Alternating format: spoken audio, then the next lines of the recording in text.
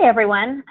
I'd like to welcome you to our webinar, Expanding Access to School Health Services Through the Free Care Policy Reversal. We are excited that you all could join us and hope you enjoy this webinar. My name is Lena O'Rourke, and I'm a consultant to the Healthy Schools Campaign, which is the organization that's hosting today's webinar. And before we get really started, I want to review some important logistics. Today's webinar will run for approximately an hour, and a recording of the webinar will be available to view after today.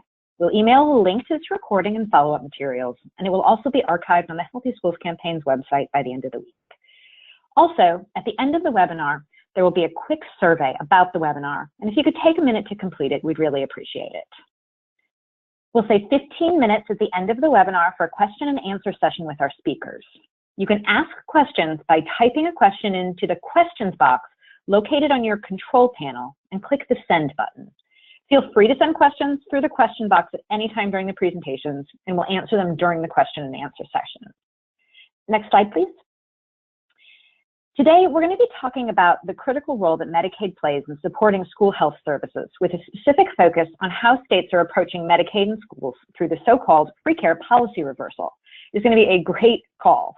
Our agenda today is to review the opportunity created by the free care policy reversal, to talk about state plan amendments, or SPAs, and how they're being used for school health services, and then give an overview of how this is being done in Massachusetts and possible implementation strategies there, and then talk a lot about how you can work on free care policy reversal in your state and what that might mean and what that might look like. And then again, we'll leave 15 minutes for questions and answers, and be sure to put those questions in the question box throughout the webinar as they come to you. We have a wonderful lineup of speakers for today's call. Alex Mays from the Healthy Schools Campaign, Sara Somers from the National Health Law Program, and Eva Marie Stahl with Community Catalyst. And I'll introduce them each more fully before they start their presentation. So I'm going to kick first to Alex Mays. And Alex is the National Program Director at Healthy Schools Campaign, a Chicago-based nonprofit with the mission to advocate for policies and programs that allow all students and staff to learn and work in a healthy school environment. In her role as National Program Director, Alex works on policy and program issues at the federal, state, and local levels related to school food and fitness, health services, and education. And currently, she leads the Healthy Schools Campaign's work to increase access to school health services through Medicaid reimbursement. With that, let me go ahead and kick it over to you, Alex.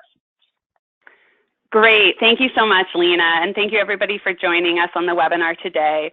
So today I'm going to give an overview of the free care policy reversal and share some of the lessons that we've learned from our work on this issue. At Healthy Schools Campaign, we see access to school health services as a critical part of a healthy school environment, which is why a core component of our work is really around supporting strategies that increase resources for these services.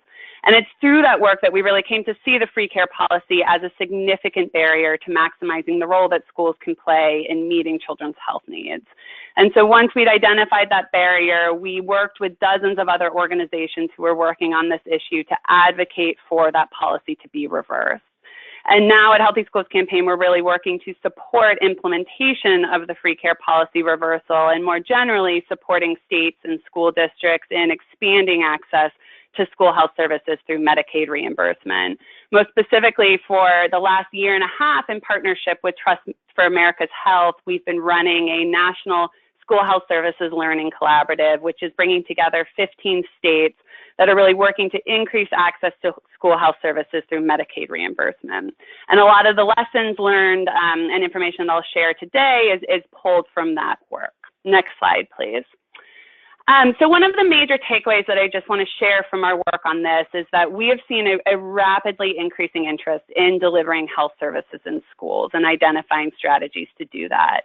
I think there's a growing recognition in the education sector of the critical connection between student health and learning. And on the healthcare side, there's an increasing desire to really look at innovative strategies to increase access to health services, behavioral health services, screenings and assessments, and in general, reaching hard-to-reach populations. And these shifts are driven by a number of factors, some of which are highlighted up on this slide, that are really catalyzing the nation's healthcare system to increasingly prioritize value-based care and population health, and in general, the shift that's happening with managed care playing a greater role in delivering care to Medicaid recipients. On the education side, the nation has a new education law called the Every Student Succeeds Act, which replaces No Child Left Behind.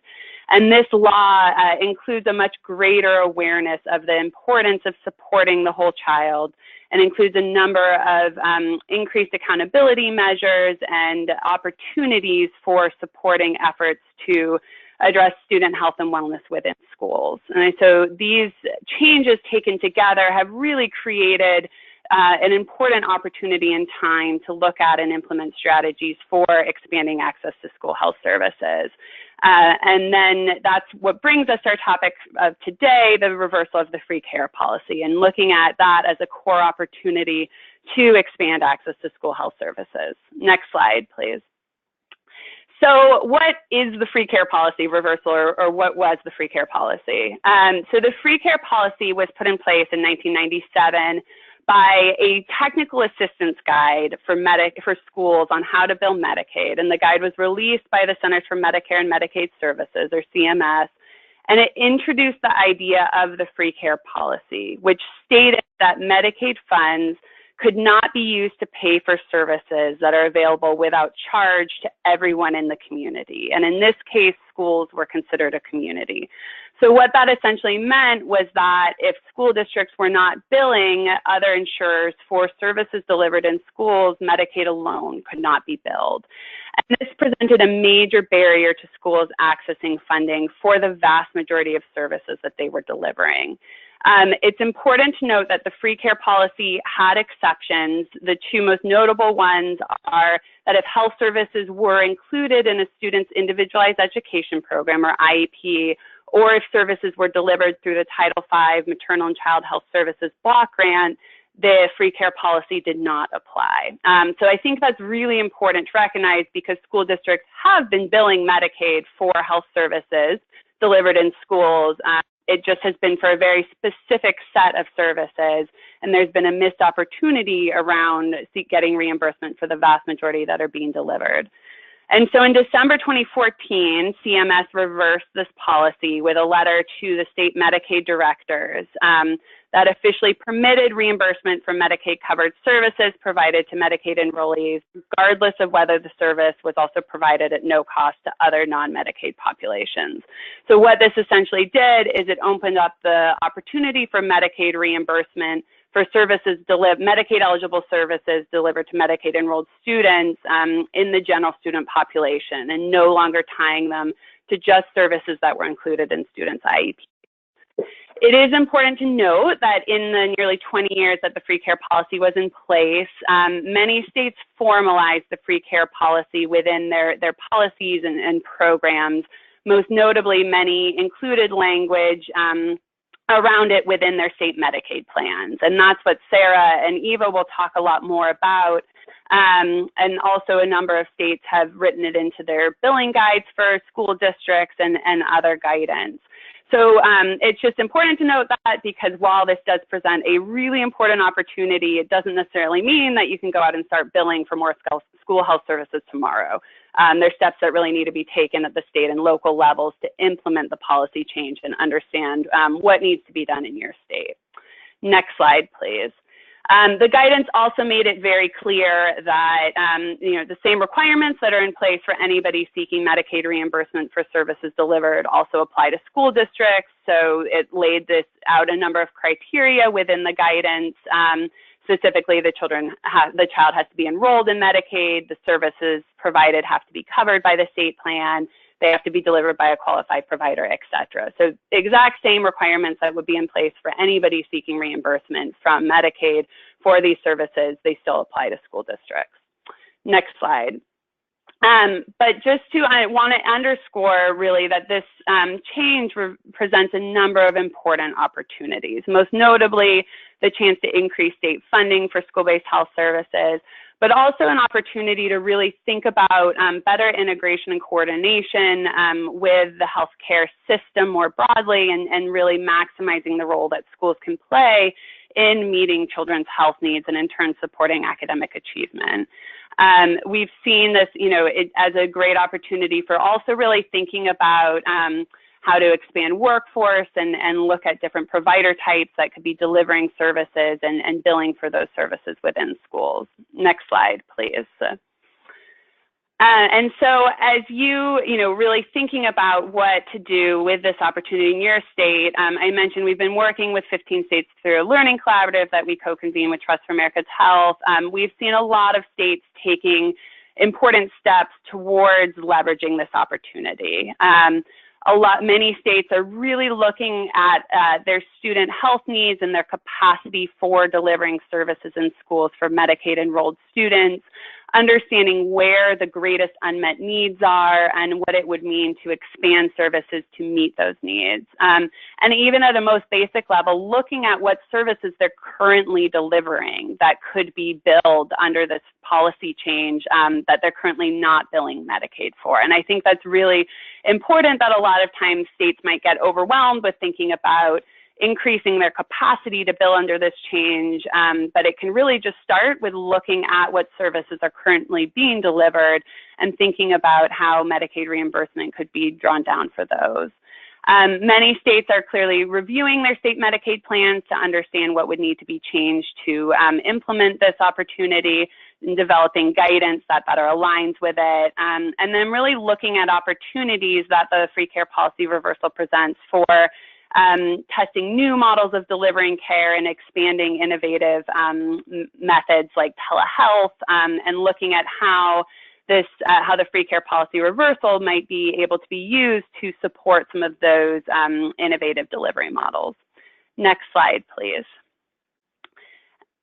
And at the school level, we've really seen, I think, coupled with this free care policy change and then the broader shifts that I mentioned earlier, that schools are seeing this as a chance to really think about how they can increase their capacity to deliver health services and looking at innovative strategies to do that. So, understanding what the managed care organizations are within their district that are delivering care and how they can partner with those. Looking at how they can partner with hospitals and federally qualified health centers and other health providers to meet students' health needs. Looking at innovative models like telehealth to expand capacity around delivering these services. And then really looking at what those unmet health needs are and where there's high healthcare needs and how services can better be targeted to meet those needs. Next slide, please. And so to just really emphasize before I hand it over, before our next speaker presents, this is an opportunity that you are interested in pursuing, really take it as a chance to review your existing programs and to understand where services are currently being delivered and what could be expanded. And then to understand, what your current state Medicaid plan says about schools billing Medicaid for services, and to look at if a state plan amendment is needed to move forward with the free care policy reversal, if guidance needs to be updated, or if any other changes need to be made. So thank you, and I'll now hand it back to Lena, who will introduce the next speaker. Thank you, Alex. That was great. And we're going to turn now to Sara Somers, who is Managing Attorney of the National Health Law Program's North Carolina office. She specializes in strategy and support to advance access to quality healthcare for low-income and other underserved people. Working with health and poverty law advocates across the country, she engages in litigation, research, writing, and training on the Medicaid program, and has been an invaluable support to HSC and TIFA's National Learning Collaborative on Medicaid in Schools. Sara? Thanks so much, Lena. So can you advance to the next slide, please? To give you a little bit of background about Medicaid, I'm going to give you a little background about Medicaid and how it's structured to help elaborate on how we can implement the free care policy reversal. Every state Medicaid program is governed by federal and state law. But in addition, there is an all-important document known as the state Medicaid plan. And every state is required to have a plan. And the plan, according to the federal law, has to be comprehensive and written. And it describes the administration and eligibility and scope of services and other beneficiary protections, as well as a variety of other important aspects of the program. It is basically, it's kind of a monster of a document. More and more you can find the state Medicaid plans online, but traditionally it was a huge, like miscellaneous collection of updates and amendments. The core of the plan is basically a preprint, and it has check boxes for optional aspects of the Medicaid program. Just for example, the beginning of the state Medicaid plan will explain who the single state agency is. For example, in North Carolina, it's the North Carolina Department of Health and Human Services. Every state has to have one. And then you go on and it describes who is eligible in the state for Medicaid. And there are some eligibility categories that must be covered, and so those are printed right in the plan. And then there are other options, other boxes that states can check. The same applies for services. There are some mandatory services, and then there are optional services as well. Within that, there are different aspects of the service that will vary from state to state. And so the states will type into different slots in the plan how the services might be delivered. For example, who can do it, what kind of providers, or what kind of settings that they might be provided in. Ultimately, the plan is approved by HHS. It's long since been decades since every state has had their original plan approved. So now changes to the plan and updates to the plan take the form of, as Alex mentioned, state plan amendments, or SPAs, as we're going to refer to them.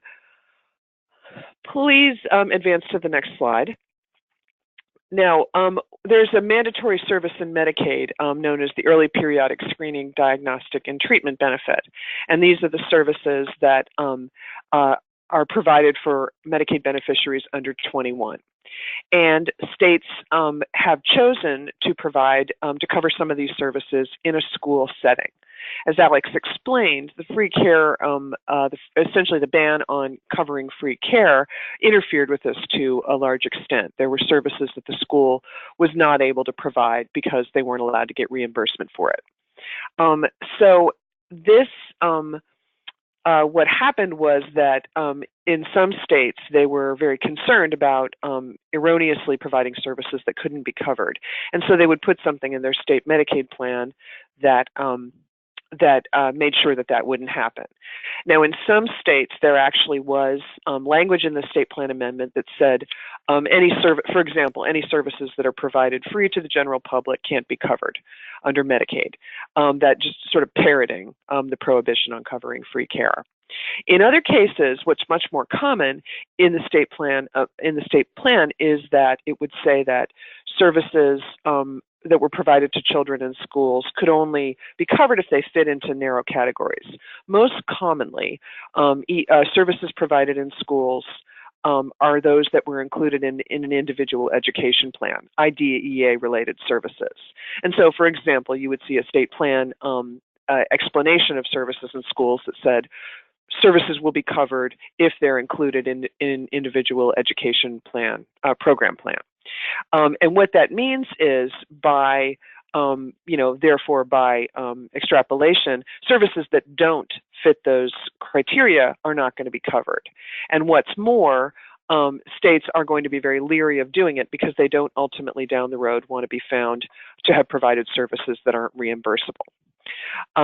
So we went through and we reviewed state plans as a part of this initiative a couple years ago, and we surveyed the plans and identified those that had direct prohibitions. We found many more that had indirect barriers, and then in some cases we went beyond the plan to see if there were other barriers that prevented coverage. For example, regulations that prohibited it, or the fact that there wasn't a code for reimbursement. In other cases, there would be barriers inherent in Medicaid managed care that prevented it being covered. So in short, there was a long way to go. It wasn't simply a flip of a switch that the federal government could turn to make sure that states could reimburse. Next slide, please. So what the work here for states that want to go in this direction is that there are different ways that they can go about amending their state plan. In some cases, it may not be necessary. Even so, some states may choose to do so because they want to make sure that everything is on the up and up with the federal government. So what could happen with the state plan is that they could make it explicit that it's not just special education services, IDEA services that are covered in the schools, and it can include services that are provided to children who don't qualify for special education. The plan could also more explicitly define the school-based services that can be covered. Importantly, and this is another barrier that happens in a lot of states, you can include additional providers who are considered qualified to provide school-based services that are reimbursed by Medicaid. Or better yet, why not do all of those things? So let's talk about a couple of examples here with the next slide, please. The state of Louisiana was an early adopter. They had originally, when they transitioned over to Medicaid managed care, they had taken the very child-friendly, health-friendly step of allowing school nurses, ensuring that school nurses were considered qualified providers for which the state could be reimbursed by Medicaid, and allowed them to provide services to children who had an individual education program plan. Once the pre-care rule reversal kicked in, Louisiana took advantage of this to allow school nurses to be reimbursed for all Medicaid-enrolled students, and they did that through a SPA. One of the things that you're going to get after this presentation are some links, and so I provided a link to an example of a state Medicaid plan, which is the North Carolina State Medicaid Plan. That's all 1,200 pages can be found online of the plan and exhibits. And in addition, there is a link to the Centers for Medicare and Medicaid Services State Plan Amendment page. And if you search in the keyword search for school, you can find SPAs for the last 15 or so years that relate to school. And there are a couple relevant ones from the last few years. Next slide, please.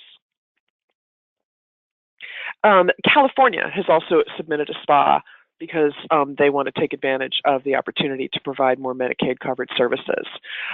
This allows Medicaid billing for any students, not just those who have special education qualification. It explicitly covers new assessment and treatment services in the schools and enables practitioners who had not previously been able to be reimbursable to provide Medicaid-covered services.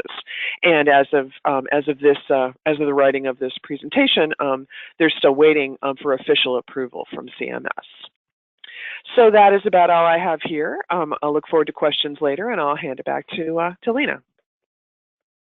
Thank you so much, Sarah. There's a lot in that presentation. So be sure to type any questions you have now while they're fresh in your mind in the question box on your control panel. And then we'll answer those in the question and answer period at the end. We're going to turn now to Eva Marie Stahl, who is the director of the Children's Health Initiative at Community Catalyst. She focuses on ensuring that children and their families have access to high-quality health care that contributes to their long-term wellness. In her role, Eva is responsible for providing and coordinating support to state advocates, including strategic coaching, policy analysis, campaign and coalition work, and administrative learning platforms. And we are delighted to have her as a partner in this work. Eva? Thanks, Lena. Next slide, Sarah, would be great. So I'm going to talk a little bit today about the experience of Massachusetts. Community Catalyst is actually based in Boston. And as Alex knows, when you reside outside of the Beltway, when you are in a place that is its own locality and has its own personality, you tend to dip your toe into what's happening in your own state. So we've had the privilege of working with advocates in Massachusetts as they've sought to influence the adoption or the reversal of the free care policy in the state. So first, just to give you a little bit of context, and that was great background that Sarah provided around the Medicaid state plan and what an important document that it is, and that when Sarah sends you the follow-up materials, they're very valuable documents in the sense that she's done the analysis, she and her colleagues, around the Medicaid state plans in states, and was really a helpful partner in being able to identify what the barriers are and how to review the language to understand what next steps should be. So in Massachusetts, there was part of the issue was the language around the special education, individual education plan, the IEP, which we'll talk about in a little bit. But just to give you a little bit of background about Massachusetts landscape, just a couple of things.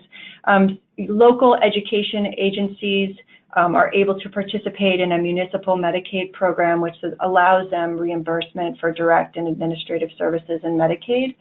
and that, like many states, I'm sure on the call, Massachusetts leverages random moment time study cost methodology.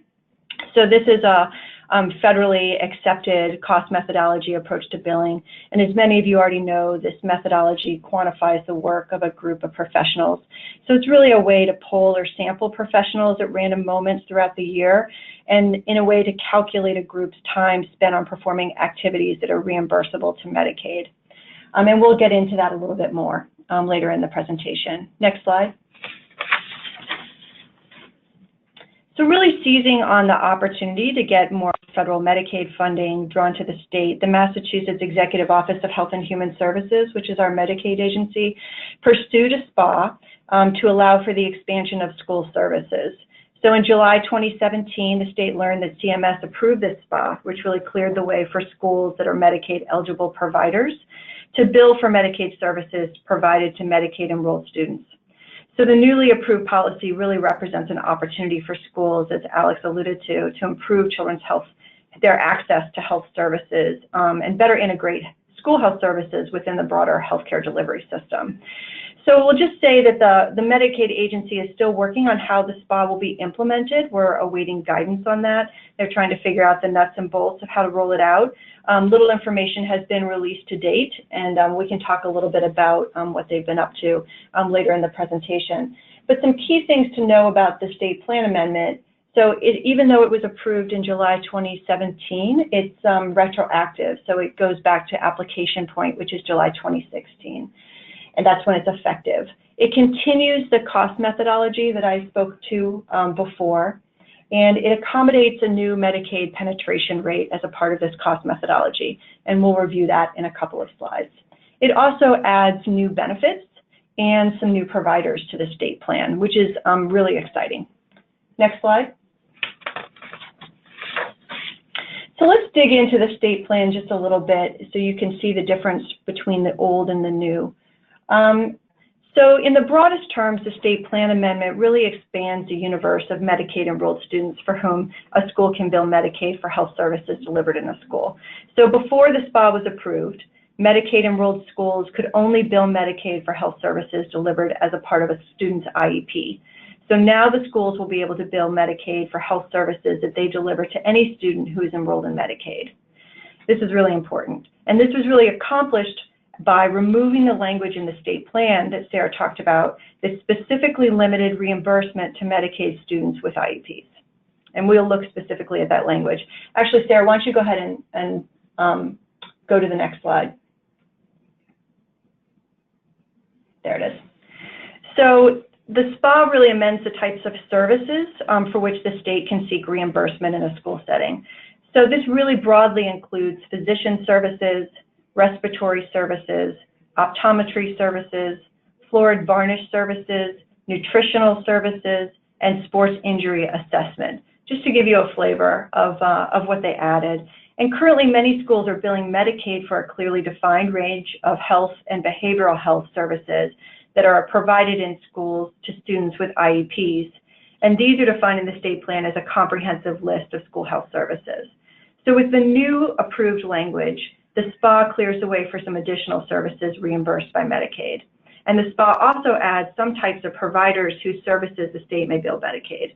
And taken together, these changes increase the opportunity to support children's health and wellness in the school setting. These are really straightforward changes.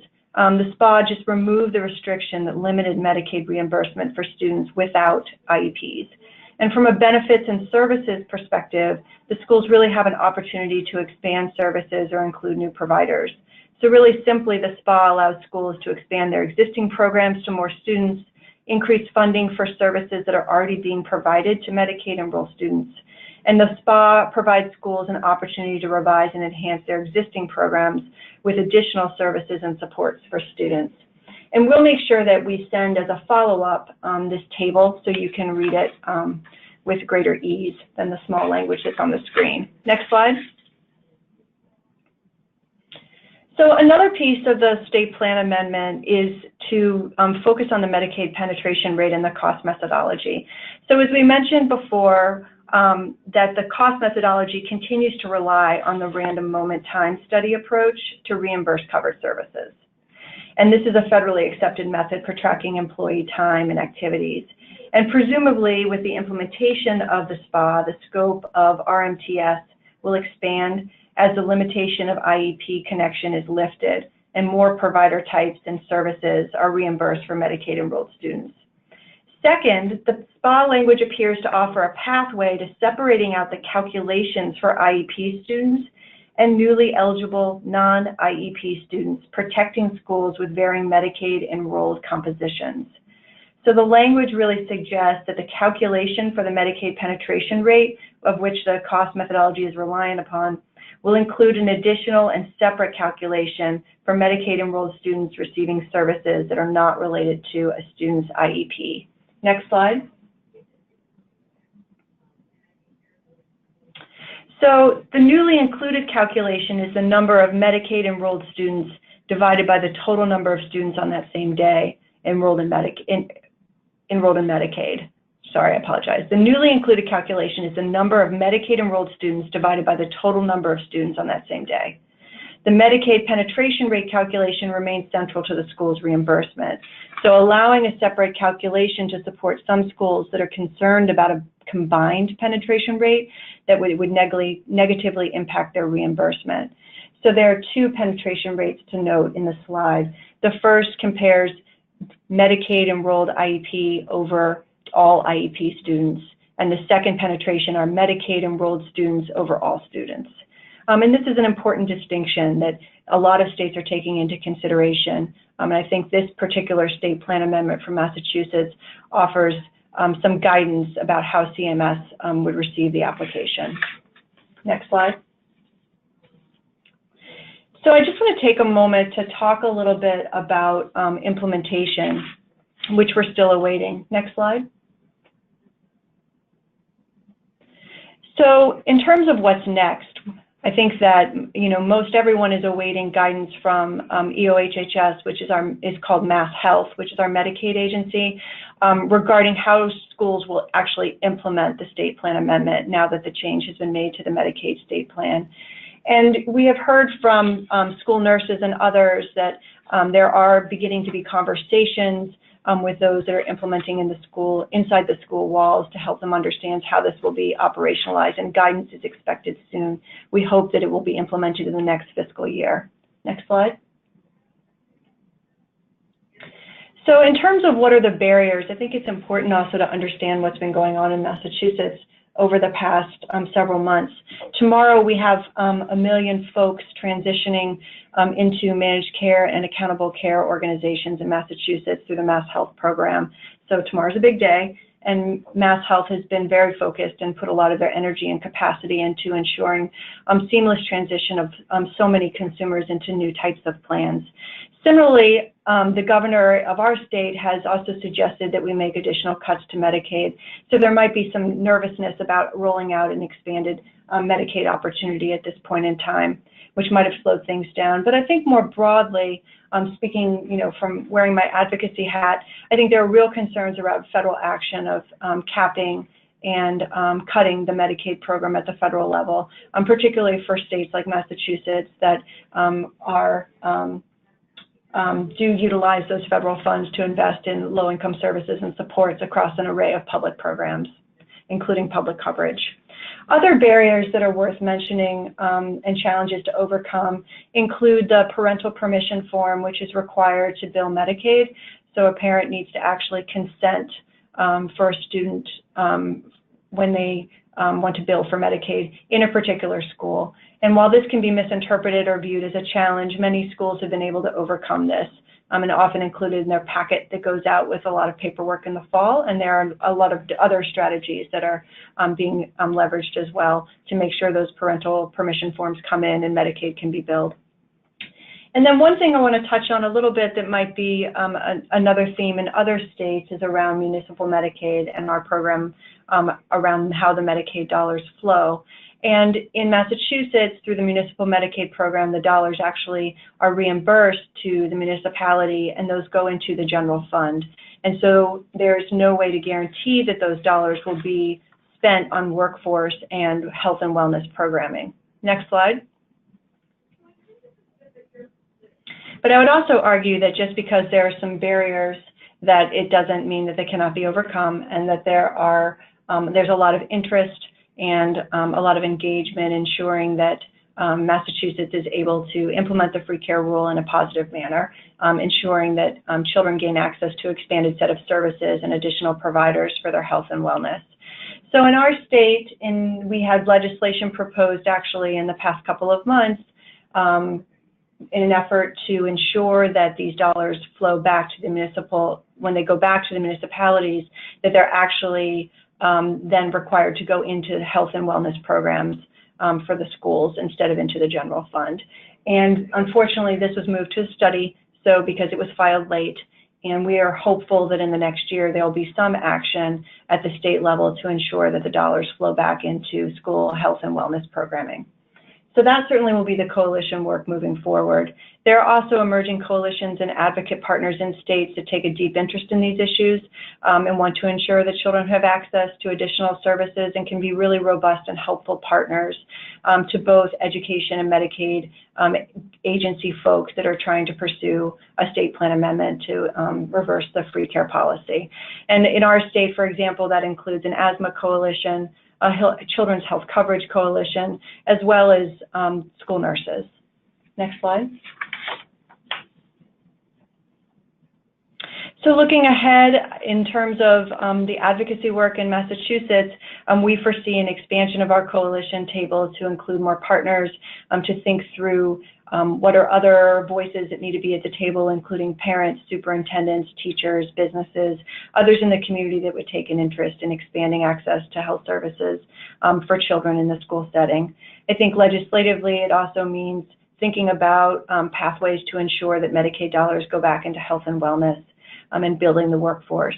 And then finally, I think there's organizing work to do as well in terms of engaging communities as well as community members and parents and students themselves in the importance of accessing services in the health setting. As Alex said, there's an increased interest in making sure that we're more firmly drawing the connection between schools, Medicaid, and health outcomes for children to ensure they have the best outcomes possible. And I'll hand it back to you, Lena. Great, thank you. At this point, we're going to pivot a little bit to talking about how, as interested parties and advocates, and as testified by the fact you're all on this call today, you're definitely interested in this topic, but how you can figure out what's happening in your state, what questions you can ask, and how to really leverage free care where possible to take steps in your state. So Alex, do you want to walk us through that? Great, thanks, Lena. Yes, so I'll walk through some of the key questions that we've identified to really help folks on the webinar today understand how this opportunity can potentially be leveraged. So next slide, please.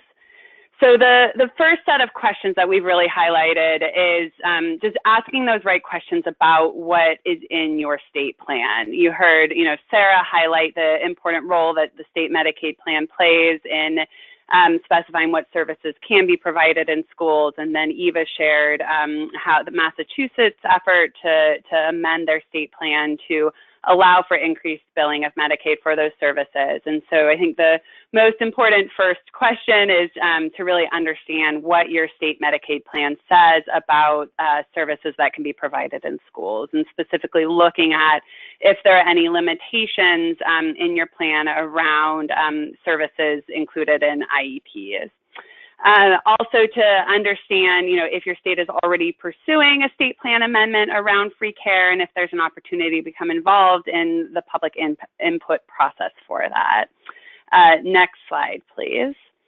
And then the next set of questions we've highlighted is to really understand how school health services are currently being delivered within your state or school district. So looking at what those models are, whether you have school nurses that are delivering the majority of services, whether there are behavioral health providers or school-based health centers, what that mix looks like to understand how children's health needs are being met currently, and then to look at how those are currently being billed and what reimbursement methodologies are being used. And this can really help understand what the potential financial impacts could be of expanding access to Medicaid school services. And that's what we've seen a number of states doing that are interested in pursuing state plan amendments around the free care policy reversal, is really digging in to understand if this was implemented, what would be that financial impact.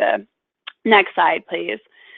And then the next set of questions just really underscores collecting the right data, utilizing data that you might already have to understand how this opportunity can be leveraged and how it can ultimately be used to really meet the needs of kids within schools in your state. So looking at the data to see what is the range of services that are already being provided in schools, and related to that, what is currently being billed? And I think that's a really important question.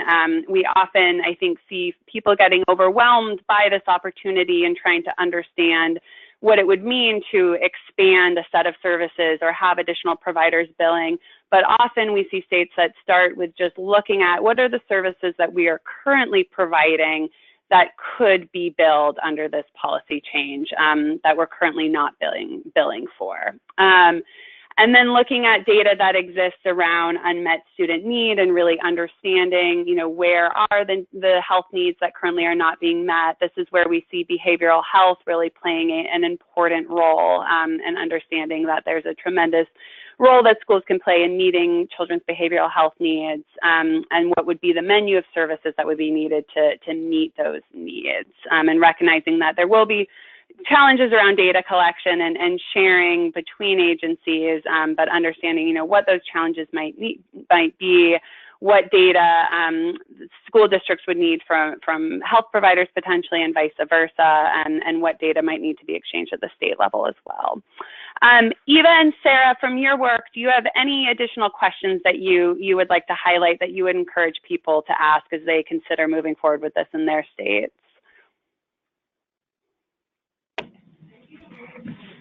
This is Sarah.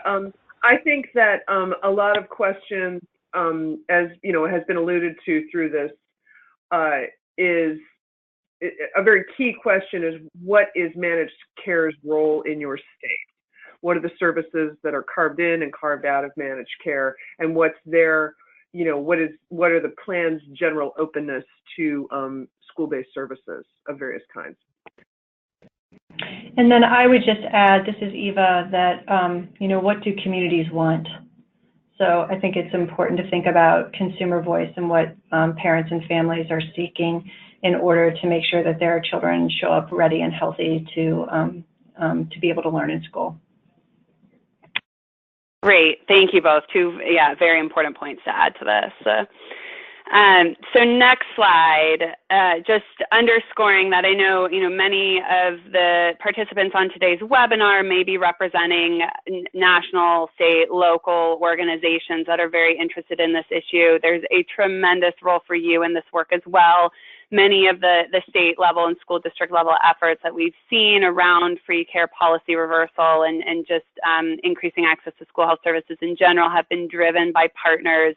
So encouraging you to get a seat at the table, whether it's in DC or at the state or local levels, to really think about how you can play a role in educating decision makers about the opportunity that this presents, to articulate the role that school health services can play in terms of meeting the health sector's goals, keeping healthcare costs down, better coordinating care, reaching hard to reach populations, and on the education side, just really underscoring that key connection between health and learning. And we've also seen partners really play a tremendous role in terms of connecting stakeholders with state policymakers and decision makers around this opportunity to ensure that their voices are being brought to the discussion, and that an informed plan can be developed. And then finally, recognizing that many of you do bring technical expertise around this work, whether it's in terms of developing advocacy materials or supporting data collection efforts to answer some of the questions we outlined above, or providing training, just to underscore the role that you can play in terms of meeting the technical assistance needs that might arise from this work, and really emphasizing the value added that you can play in being a part of this work in your state or community. So I will now hand it back over to Lena, who is going to guide us through our question and answer session. Thanks, Alex. We've gotten a bunch of questions in, but keep them coming. Remember, you can type your questions into the control panel, into questions, and we'll get through as many as we can. And I'm also going to group certain questions together because they're coming in themes. So to start, we went through the questions to ask, but what's really the best way to find out what is happening in the state? Who would you ask these questions of? Where should we start to get a seat at the table? And what's the best way to find out, would my state need to allow to get a spot to change for reimbursement? Can I do it now? Like, who do I go to and where do I start?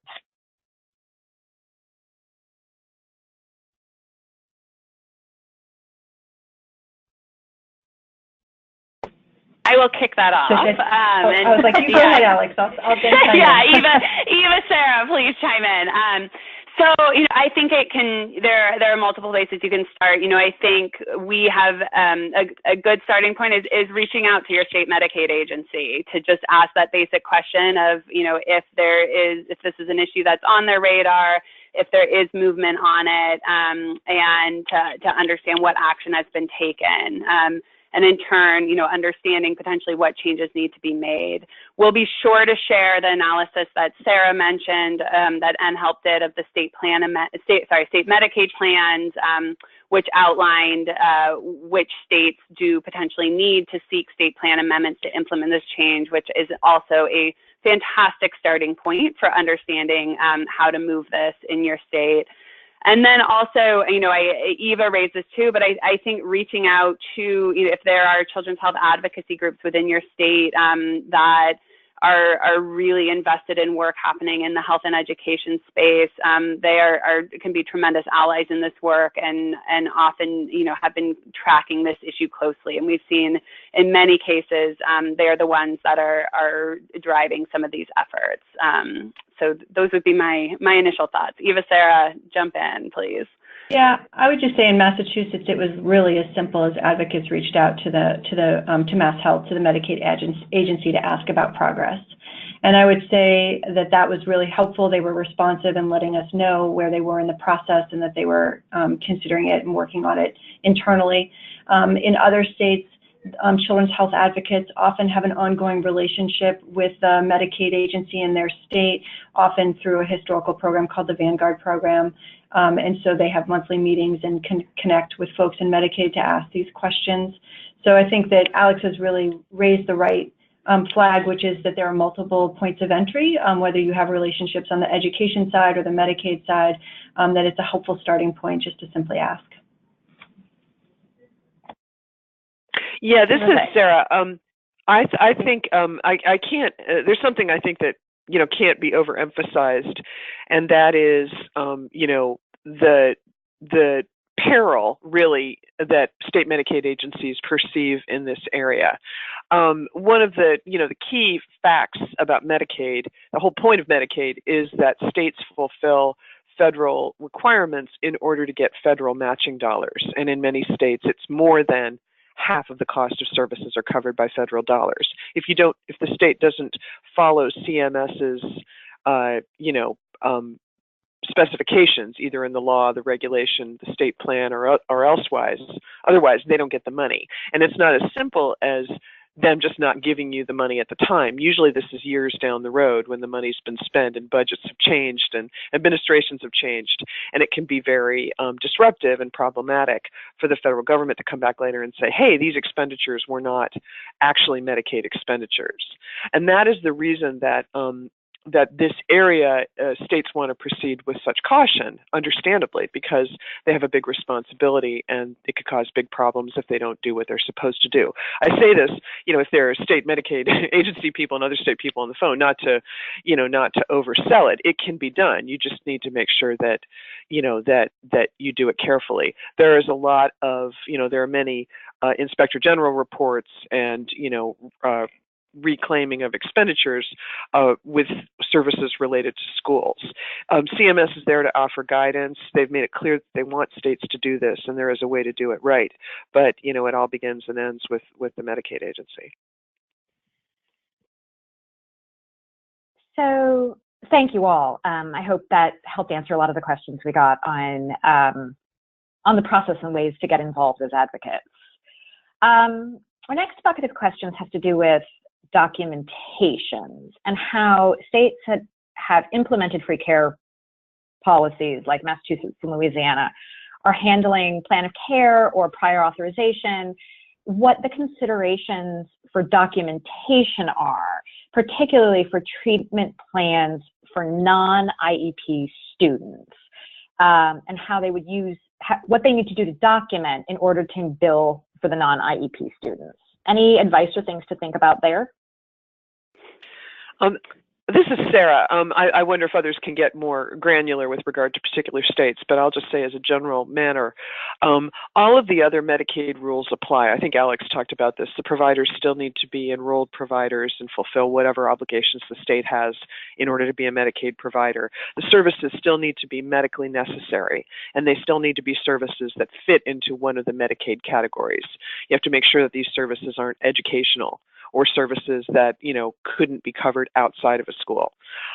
So all of those things still apply. I think I saw one of the questions that came up was about, you know, how to deal with medical necessity or treatment authorization requests. The particular administrative details, you know, would be worked out at the state, and that's not something that you could see at the state plan level. But certainly, there's no way that that services are going to be reimbursed if there isn't the requisite documentation that they're medically necessary, whatever that may be in your state. And this is Alex, and oh, sorry, go ahead, Eva. No, I was just going to say that I think that, you know, what Sarah stated was that, you know, these are the details and the, you know, the operationalizing the state plan amendment once it gets through, and that makes it a complicated process that Medicaid needs to deliberate carefully. But, you know, I think that's also a window of opportunity, as Sarah mentioned too, with managed care organizations or health systems or health plans in the state, to think about how to imagine and implement you know, agreements and memorandums of understandings with these organizations in order to communicate about treatment plans. And I know that's something that Louisiana was thinking about. And this is Alex, just agreed with everything that has been said. I think, you know, I know one strategy, and this has come up in California certainly, is looking at outside of IEPs, what are the additional documentation processes in place within schools that might be maximized to meet those documentation requirements. So looking at, for example, 504 plans. And I know a lot of school districts are thinking about, well, maybe the starting point is to just be billing for the health services included in students' 504 plans because those documentations are in place. Or similarly, looking at individual family service plans, which IFSP is as another potential documentation system that is in place within the schools that might be built upon to meet some of those requirements. So that's, I know at least what California has been looking at and a handful of other places, but we're certainly looking to Massachusetts to see how they handle this one as well. Thank you all for that. Up next, we got a lot of questions about the role of the Department of Ed and school districts and how we can ensure that the state education agency is supportive, as many do not see their role as including health. And what is the situation for states who are not pursuing a free care expansion? And what can the Department of Ed and schools be doing in the case where Medicaid is not as involved? So, Alex, maybe we could start with you. And how are the districts and Ed really starting to think about this? Sure. Happy to start with that one. So I think, starting with the state level, I mentioned earlier the new education law. I think that really has been a tremendous way of framing this as an opportunity. We have now all states under the new law are required to include chronic absenteeism rates on the report cards. And a number have also, 36 actually, have included chronic absenteeism as a part of their new state accountability systems. And so we've seen, really framing this work as playing a critical role in improving educational outcomes and linking it to attendance and other pathways by which we know, impacts student learning has been a really great way of engaging state education agencies and school districts in this as well. So they, in many cases, it has actually been state education agencies that have been driving a lot of this work, and I think they can play a key role in reaching out to their counterparts at state Medicaid and talking about the role that, why schools can be such a key place for meeting a lot of metrics that state Medicaid agencies and managed care organizations, et cetera, are being held accountable for.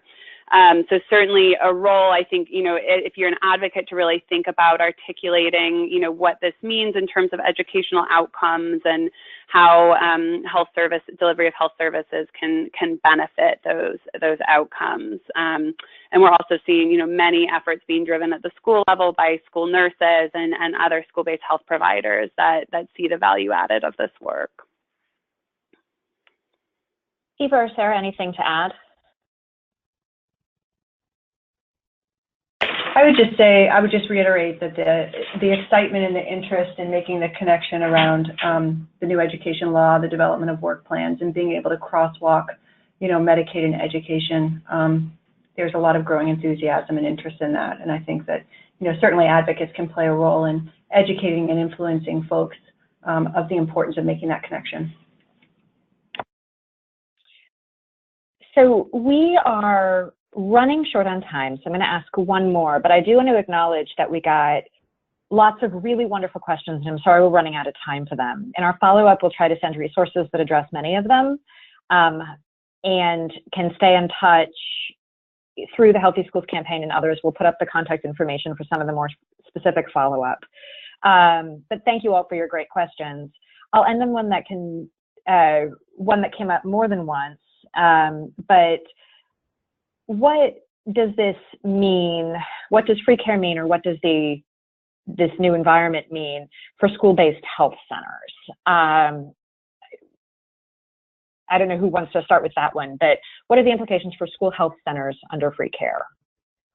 This is Sarah. Oh, go ahead. No, please go ahead, Sarah. I was going to say, I think, just briefly so you can also talk, I think that their future is bright because CMS has long been, has been favorable to school-based health centers, and for a lot of reasons, but including sort of fiscal soundness and ease of administration of billing, CMS has encouraged states to move towards school-based health centers as a way of providing services in schools, as opposed to having a more freewheeling, any willing provider kind of setup. And this is Alex. I would certainly agree with that. I think, in specific reference to the free care policy reversal, I do think it's important to note, so this specifically impacted school districts. And so in the case where a school-based health center is being run by the school district, the free care policy does apply. The free care policy reversal does apply. So that would mean that if you are in a school-based health center that is being run by a school district and your state does move forward with implementing this change, it would certainly open up opportunities to bill for those services. I think nationwide, there's only about 10% of school-based health centers that are run by school districts, so it is the minority, but there's some states where there's a much higher percentage of school-based health centers being run by school districts. But to emphasize what Sarah said, I think this creates a really, important opportunity more broadly to support a shift towards recognizing the schools can play in delivering healthcare. And that certainly supports the role that school-based health centers can play supporting additional providers within the schools that may be able to coordinate services with school-based health centers that are in the area. So we've been working, closely with the National School-Based Health Alliance on this, and they've been very supportive of this work. They see it as an opportunity kind of to, in some cases, directly support reimbursement for some of their centers, but also more broadly to just, really emphasize the role that schools can play in meeting the health needs of kids. Thank you, guys. And now we're up against the hour, so I want to thank everyone for joining us today. On the screen now are the contact information and websites for the Healthy School campaign. I'd like to thank all of you for joining us today and for your interest in improving school-based health services and thinking about that through Medicaid. Our thanks in particular to Alex, Sarah, and Eva for their time today. And the recording of the webinar will be available and sent out by email along with supporting resources later this week, so you can watch it again, find the information, and also share it with your colleagues. So on that, thank you very much for your time and enjoy the rest of this beautiful afternoon.